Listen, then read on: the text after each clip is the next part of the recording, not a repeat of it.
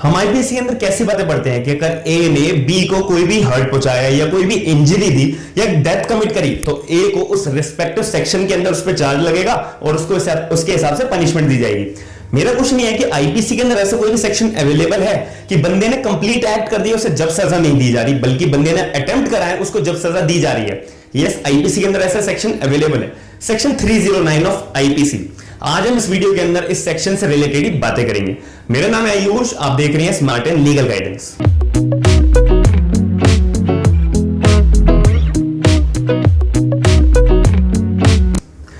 IPC के अंदर chapter number 16 offences against body का एक टॉपिक है जो हमारा सेक्शन 299 से सेक्शन 377 तक कवर होता है। उसी के अंदर हमारा सेक्शन 309 भी कवर होता है। इससे पहले वाली वीडियोस के अंदर हमने culpable homicide, murder, death by negligence, dowry death, attempt to commit murder, attempt to commit culpable homicide, ये सारे सेक्शंस कवर करे हैं। आप वीडियो के डिस्क्रिप्शन में प्लेलिस्ट खोलकर ये सारी वीडियोस देख सकते हैं। आज का हमारा टॉपिक है section 309 attempt to commit suicide. अब इसके अंदर सबसे पहली बात आती है, does right to life includes right to die? क्या जीने के अधिकार में मरने का अधिकार भी हमारे को संविधान देता है जो हमारे को आर्टिकल 21 के अंदर मेंशन है? अब इसका आंसर होगा नो। अब इसका आंसर नो कब बना? कुछ लोगों के मन में होगा हाँ होना चाहिए, कुछ लोगों के मन में होगा नहीं। तो इसका आंसर होगा नो। अब ये नो कैसे बना, हम केस लॉ से समझेंगे। पहली बात, अगर कोई भी बंदा अपने आप को सुसाइड कमिट करने का अटेम्प्ट करता है उसको सजा जो है सेक्शन 309 के तौर पर मिलेगी। That person is punishable under section 309 of IPC with imprisonment. या तो 1 साल तक की जेल मिलेगी उसे, या फिर फाइन मिलेगा, या फिर जेल और फाइन दोनों मिलेगा, जितना कोर्ट सक्षम समझता है इस बंदे के ऊपर चार्ज लगाने के लिए। तो अब इसके अंदर बात आती है कि अगर कोई भी बंदा अपने आप को जान से मार देता है तो उसको हम जब तो सजा देंगे नहीं, बंदा मर चुका, मरी हुई बॉडी को सजा कैसे देंगे? अगर बंदा ऐसा अटेम्प्ट करता है जब भी तो उसे सजा दे पाएंगे, जब भी तो ये सेक्शन लगेगा। तो इसीलिए आईपीसी के अंदर ऐसा सेक्शन अवेलेबल है जब कंप्लीट एक्ट होता है, जब सजा नहीं होती, जब अटेम्प्ट होता है, जब सेक्शन 309 की मदद से उसे सजा मिलेगी। कितनी? 1 साल या फिर फाइन या फिर बोथ। अब इसके अंदर इंटरप्रिटेशंस की बात आती है कि राइट टू लाइफ में इंक्लूड राइट टू डाई होता है या नहीं होता है। सबसे पहली बात आती है Maruti Shripal Dubal versus state of Maharashtra, AIR 1967, Bombay high court का केस है ये, बॉम्बे हाई कोर्ट का। तो इस केस के अंदर बोला गया था कि Bombay high court held that right to life includes right to die. जो हमारे को आर्टिकल 21 के अंदर मदद मिलती है कि राइट टू लाइफ जो है राइट टू डाई होना चाहिए नहीं होना चाहिए, इसके ऊपर अभी हम बात कर रहे थे। तो बॉम्बे हाई कोर्ट ने बोला कि राइट टू लाइफ के अंदर राइट टू डाई इंक्लूड होना चाहिए, जीने के अधिकार के अंदर मरने का अधिकार भी होना चाहिए। और हमारा जो सेक्शन 309 है आईपीसी के अंदर वो अनकॉन्स्टिट्यूशनल है, उसको हटा दो, ये सेक्शन गलत है, ऐसा बॉम्बे हाई कोर्ट ने अपने जजमेंट में कहा था। अब इसके फैक्ट्स क्या थे? इस फैक्ट्स के अंदर एक पुलिसमैन था, वो अपनी ड्यूटी से परेशान होकर उसने अटेम्प्ट करा सुसाइड करने का, तो वो सुसाइड कमिट नहीं कर पाया, बच गया, हॉस्पिटलाइज हुआ। फिर जब उसका केस कोर्ट के अंदर गया तो पुलिसमैन ने बोला कि हमारे को संविधान के अंदर आर्टिकल 21 के अंदर राइट टू लाइफ दिया होता है, तो मैंने भी तो आर्टिकल 21 की मदद से मरने का अधिकार को अपना फंडामेंटल राइट मानकर ये बताया था। तो बॉम्बे हाई कोर्ट ने इसकी बात को रखा और एक जजमेंट दिया कि भाई राइट टू लाइफ के अंदर राइट टू डाई भी इंक्लूड होगा, हम इसको गलत नहीं ठहरा सकते हैं। तो ये प्रूव हो गया। फिर सेक्शन 309 को अनकॉन्स्टिट्यूशनल बोल दिया गया। फिर उसके थोड़े टाइम बाद एक और केस आया, P Ratinam versus Union of India, AIR 1994, Supreme Court का केस है। इस केस में भी सुप्रीम कोर्ट ने बोला कि जो ऊपर का जो मारुति श्रीपाल दुबल का केस था ये बिल्कुल सही जजमेंट है। राइट टू लाइफ के अंदर, जीने के अधिकार के अंदर मरने का अधिकार भी इंक्लूडेड है और सेक्शन 309 को अनकॉन्स्टिट्यूशनल डिक्लेयर कर दिया। सुप्रीम कोर्ट ने भी मंजूरी मान ली, सुप्रीम कोर्ट ने भी अप्रूवल दे दिया कि हाँ भाई राइट टू लाइफ के अंदर राइट टू डाई इंक्लूड है।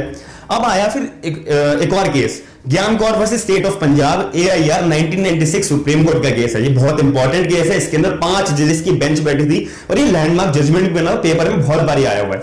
तो ज्ञान Kaur versus state of Punjab, AIR 1996, supreme Court का केस हुआ। 5 जजेस की इसके अंदर बेंच बैठी थी। फिर इसके अंदर सुप्रीम कोर्ट ने इन दोनों केसेस के जजमेंट को ओवर रूल्ड कर दिया कि मारुति श्रीपाल दुबल और P Ratinam versus Union of India का जो जजमेंट है बिल्कुल गलत है। ऐसा जजमेंट नहीं होना चाहिए कि राइट टू लाइफ के अंदर राइट टू डाई इंक्लूड नहीं करेंगे, जीने के अधिकार के अंदर हम मरने का अधिकार इंक्लूड नहीं कर सकते। इस सुप्रीम कोर्ट ने ओवर रूल्ड कर दिया और सेक्शन 309 को कॉन्स्टिट्यूशनल बोला कि जो सेक्शन 309 है वो बिल्कुल सही है और वो लागू रहेगा पूरी इंडिया के अंदर। और सुप्रीम कोर्ट ने बोला था कि जो हमारी कंट्री है इंडिया, ये किससे चलती है? लोगों से चलती है। अगर लोग अपनी परेशानियों से ही सुसाइड करते रहेंगे तो ऐसे तो इंडिया की पॉपुलेशन कम होती रहेगी और हमारा देश चल नहीं पाएगा। देश की इकोनॉमी भी हमारे लोगों से डिपेंड है। तो इसी वजह से सुप्रीम कोर्ट ने बोला कि जीने का अधिकार सबके पास है, लेकिन मरने का अधिकार किसी के पास नहीं है। आप जो है सुसाइड करके अपनी परेशानियों से या मैटर को क्लोज नहीं कर सकते हैं। तो सुप्रीम कोर्ट ने बोला ज्ञान Kaur versus state of Punjab AIR 1996 supreme court के केस में कि राइट टू लाइफ के अंदर राइट टू डाई इंक्लूड नहीं हो सकता कभी भी। फिर इसके अंदर ये इन्होंने स्टेटमेंट दी थी। फिर अब एक और इंटरप्रिटेशन आती है जो इन दो केसेस के अंदर थी। अब केस का नाम क्या था? Common Cause versus Union of India. अब इस केस का जजमेंट क्या था? Right to die with dignity is a fundamental right through passive euthanasia, और ये पूरा लीगली वैलिड है। अब इसका मतलब क्या होता है? अगर कोई भी पर्सन जो हॉस्पिटलाइज है और डॉक्टरों ने भी उस पर्सन को बोल दिया है कि ये बंदा बिल्कुल भी लीगली तौर पर या फिर मेडिकली तौर पर ये फिट नहीं हो सकता, ये बिल्कुल रिकवर नहीं हो सकता, इसकी तबीयत खराब ही रहेगी, ये ठीक हो ही नहीं सकता। अब मैंने आपको भी इन केसेस के अंदर बताया था, राइट जीने का अधिकार तो है, मरने का अधिकार नहीं है। तो हम उस बंदे को डेथ कैसे दे देंगे जब बंदा अब नेचुरल तरीके से वो अपनी डेथ की वेट कर रहा है कि अगर मेरे को मृत्यु आए और मैं मर सकूं। अब उस बंदों को हम जो है राइट टू डाई तो बहुत जरूरी है उसके लिए, वो हर दिन जो है परेशानियों से जूझ रहा है। तो इस केस के अंदर कोर्ट ने बोला कि हम जो है बंदे को पैसिव यूथनेशिया के तौर पर डेथ दे सकते हैं। ये लीगली एक फंडामेंटल राइट है। जिस बंदे की ऐसी सर्कमस्टांसेस है जिस केस के अंदर जो बंदा जो है मेडिकली फिट हो ही नहीं सकता, रिकवर हो ही नहीं सकता, उस बंदे को जो है हम पैसिव यूथनेशिया के तौर पर डेथ दे सकते हैं। अब इसके अंदर जो है राइट टू डाई भी इंक्लूड है विद डिग्निटी, फंडामेंटल राइट बना दिया। अब कैसे बना दिया? पैसिव यूथनेशिया लेकर। फिर अब इसके अंदर एक और केस आया, Aruna Ramachandra Shanbaug versus Union of India.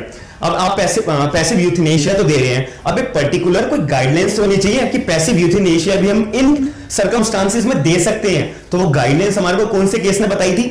Aruna Ramachandra Shanbaug versus Union of India के केस में honourable Supreme Court issues guidelines for allowing passive euthanasia.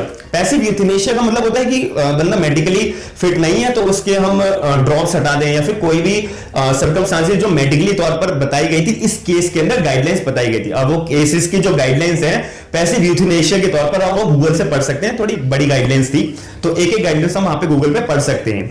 तो इस केस के इस सारे की सारी वीडियो के अंदर आपको एक बात समझ में आई होगी कि राइट टू लाइफ जो आर्टिकल 21 के अंदर है, जीने का अधिकार, उसके अंदर राइट टू डाई मरने का अधिकार इंक्लूड नहीं होता है कभी भी। अब वो कब नहीं होता है, इस केसेस के तौर पर आप बंदों को समझा सकते हैं और अपने एग्जाम के अंदर भी आप लिख सकते हैं। पहले तो था Maruti Shripal Dubal versus state of Maharashtra के अंदर बोल दिया गया था हाँ राइट टू डाई इंक्लूड है, हम सेक्शन 309 को अनकॉन्स्टिट्यूशनल बता रहे हैं। फिर इसके बाद P Ratnam versus Union of case के अंदर भी सुप्रीम कोर्ट ने भी अप्रूवल दे दिया था कि राइट टू लाइफ के अंदर राइट टू डाई है। फिर एक केस आया लैंडमार्क केस ज्ञान Kaur versus state of Punjab AIR 1996 supreme court के 5 जजेस की बेंच बैठी थी। इस केस ने बोला था कि राइट टू लाइफ के अंदर राइट टू डाई बिल्कुल भी इंक्लूड नहीं कर सकते क्योंकि देश जो है पब्लिक से ही, लोगों से ही चलता है। फिर पैसिव यूथनेशिया की बात आई थी इन दोनों केसेस के अंदर। मैं उम्मीद करता हूं कि आपको इस वीडियो के अंदर सेक्शन 309 अच्छे से समझ में आया होगा विद केस लॉज। मैं YouTube पे वीडियोस देख रहा था कि अगर इससे रिलेटेड ऐसा कोई टॉपिक मिलता है, किसी बंदे ने एक्सप्लेन करा हुआ, तो वो मेरे को बिल्कुल भी नहीं मिली थी। मैं इसलिए सर्च करता हूं कि ताकि जो जैसे लोगों ने समझाया होता है तो मैं उनसे बेटर समझाने का ट्राई करूं। तो मैंने इस वीडियो से रिलेटेड कोई भी टॉपिक्स नहीं देखा था, और आपको अगर मेरी वीडियो या ये टॉपिक अच्छे से समझ में आता है तो आप मेरे चैनल को प्लीज सब्सक्राइब करिएगा, लाइक करिएगा वीडियो को और अपने करीबी दोस्तों को शेयर करिएगा ताकि उन तक ये टॉपिक पहुंच पाए और वो अपने टॉपिक को समझ पाए। मैं उम्मीद करता हूं कि आप मेरे वीडियो को सपोर्ट करेंगे। थैंक यू, धन्यवाद।